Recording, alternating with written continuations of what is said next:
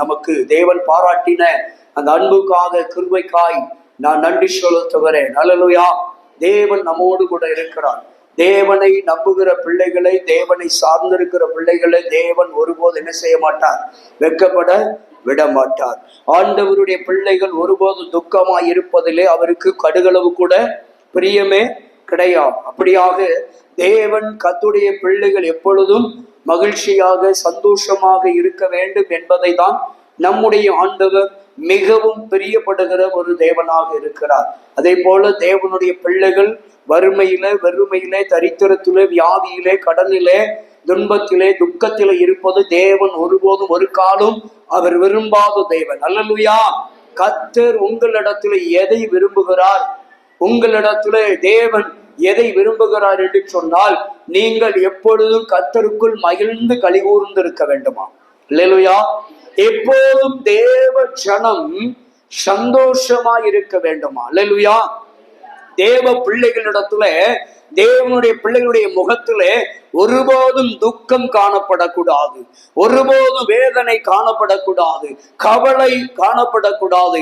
ஏன் என்று சொன்னால், ஆண்டவராக இயேசு கிறிஸ்து உங்களுக்காக நமக்காக வாக்குத்தத்தம் பண்ணி வைத்திருக்கிற தேவன் சொல்லுகிறார், நம்முடைய ஆண்டவர் ஒவ்வொரு நாளும் ஏன் நீங்கள் துக்கமாய் இருக்கக்கூடாது, ஏன் நீங்கள் கவலையாக இருக்கக்கூடாது என்று சொல்லிதான் ஆண்டவர் உங்களுக்காகவே அடிக்கடி ஞாபகப்படுத்துகிற வாக்குத்தத்தங்கள்.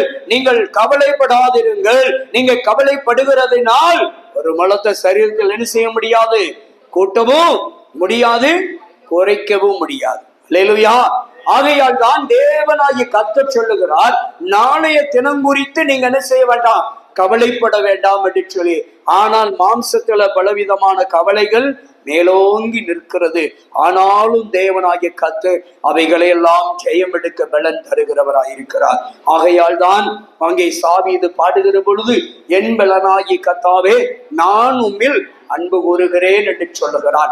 தேவனிடத்திலே நீங்களும் நானும் எந்த அளவுக்கு அன்பு கூற ஆரம்பிக்கிறோமோ அந்த அளவுக்கு நாம் பாடுகளை கடந்து செல்ல, போராட்டங்களை ஜெயம் கொள்ள, பிரச்சனைகளை மேற்கொள்ள ஆண்டவர் நமக்கு பலன் தருகிறவராயிருக்கிறார். அல்லேலூயா. அப்ப தேவனாகிய கர்த்தர் உங்களுக்காக எனக்காக வாக்குத்தத்தம் பண்ணி வைத்திருக்கிறார். மகனே நீ பயப்படாதே, மகளே நீ பயப்படாதே, நீ கலங்காதே, நீ திகையாதே, நான் உன் தேவன், நான் உன்னோடு கூட இருந்து பெரிய காரியத்தை செய்வேன். அல்லேலூயா. உங்களால முடியாது, என்னாலே முடியாது, ஆனால் நம்முடைய கர்த்தரால் முடியும். ஆண்டவர் அப்படிதான் உங்களுக்கு எனக்கு வாக்கு கொடுத்து வைத்திருக்கிறார். மனிதனால் கூடாதவைகள் தேவனால் கூடும் என்று சொல்லி. ஆகையால் சில காரியங்களை, அநேக காரியங்களை நம்மளால முடியாது. அப்ப பாருங்க, சில நேரங்களில மருத்துவர்கள் கைவிட்டு விடுவார்கள், ஆனால் கர்த்தர் ஒருபோது கைவிட மாட்டார். அல்லேலூயா. உலகம் கைவிட்டு விடும், ஆனால் உலக இரட்சகர் இயேசு ஒருபோது கைவிட மாட்டார். தெய்வம் நம்மோடு கூட இருக்கிறவர். தெய்வம் நம்மளை, தேவ ஜனத்தை ஒருபோதும் ஒரு நாளும் கைவிட போறதே கிடையாது, கைவிடவும் மாட்டார். நாம அவரை எந்த அளவுக்கு பற்றி கொள்ளுகிறோம் என்பதை பொறுத்துதான் இருக்கிறது. அல்லேலூயா. ஆண்டவர் நிச்சயமாக, அன்பு தேவ பிள்ளைகளே, நம்முடைய ஆண்டவர் வாக்கு தத்துவமே எப்படின்னா, ஆசீர்வதித்து உயர்த்தணுங்கிறது அவருடைய வாக்கு தத்துவம். அல்லேலூயா. கீழே இருக்கிறதுலே அவர் விரும்பல, கீழே இருந்துகிட்டே இருக்கணுங்கிறத, நீங்க இருக்கிற அதே மட்டத்துல இருக்கணும்னு ஆண்டவர் விரும்பல. உன்னை வாழாக்காமல் தலையாக்கணும், உயர்ந்த இடத்துக்கு தான் கொண்டு வரணும் அப்படின்னு ஆசைப்படுறாரு. உன்னை ஆசீர்வதிக்க நீ அப்படியே அந்த ஆசீர்வாதத்துல இருந்தா போதும்னு ஆண்டவர் சொன்னாரா? இல்ல. உன்னை எந்த அளவுக்கு ஆசீர்வதித்தனோ அதை உன்னை என்ன செய்யணும்? இன்னும் அதுல பெருக வைக்கணுங்கிறது தான் தேவனுடைய திட்டம். அல்லேலூயா. தேவனுடைய திட்டம். ஆனா நாம என்ன பண்ணுவோம்? சில நேரங்களிலே சில ஆசீர்வாதங்களை நாம என்ன செய்வோம்? நீங்களும் நானும் சில வேளைகளிலே மட்டுப்படுத்திடுவோம். போதும், இவ்வளவாவது கிடைச்சத, இவ்வளவாவது தந்தார.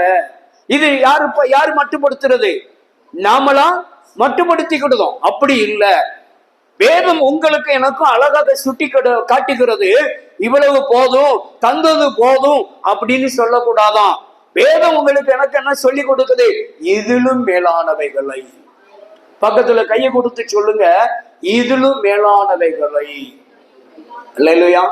அப்ப நம்ம அப்பா நமக்கு கொடுக்கிறது என்ன அப்படின்னா, இதிலும் மேலானவைகளை, தேவன் கொடுக்கிற ஆசீர்வாதத்தை நீங்களும் நானும் ஒருபோதும் மட்டுப்படுத்த கூடாது.